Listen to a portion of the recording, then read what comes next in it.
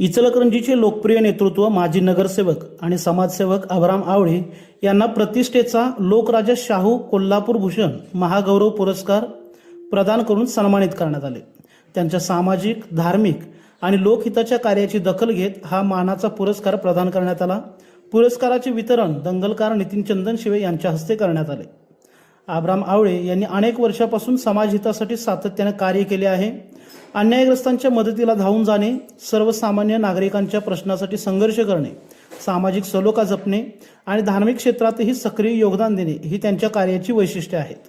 लोकसेवेप्रती असलेली त्यांची निष्ठा आणि समर्पित वृत्ती यामुळे त्यांनी नागरिकांच्या मनात वेगळे स्थान निर्माण केले आहे।